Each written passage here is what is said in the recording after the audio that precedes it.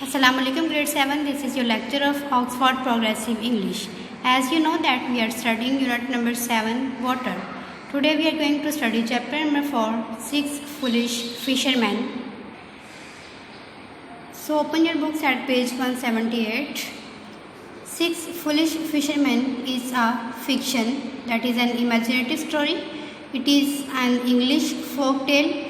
Friends, we have studied many times about folk tale.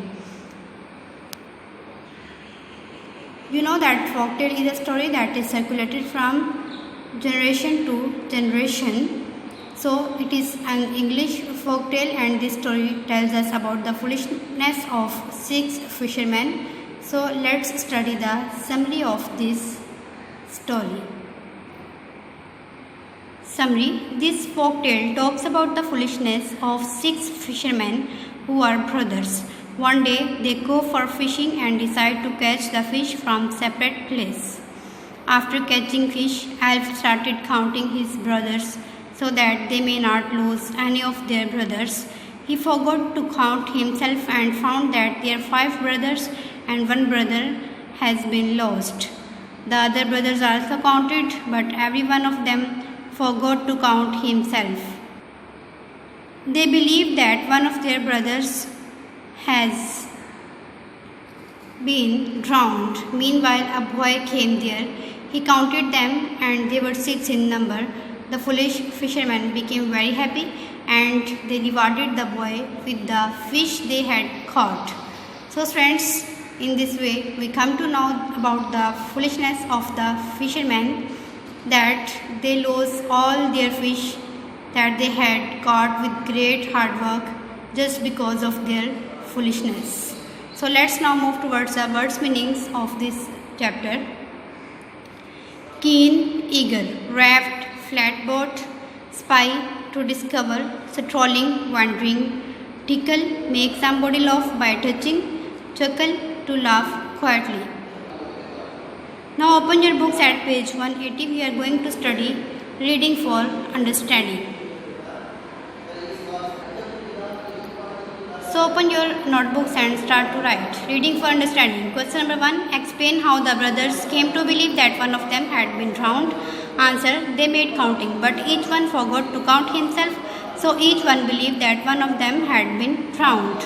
Question 2. Describe the places from which each brother decided to fish. Answer. Alf decided to catch from his boat, Bill from a raft, Clem from a bridge over the river, Dick from a tree overhanging the river, Ed from an island, and Fred decided to catch fish from the river bank. Question 3. Explain the part played by luck in this story. Answer. In this story, luck seemed to favor the boy who appeared on the scene all of a sudden.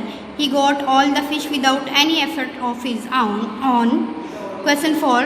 Why is the title appropriate to the story? Answer. The title is appropriate to the story because the foolishness of the fisherman is quite evident.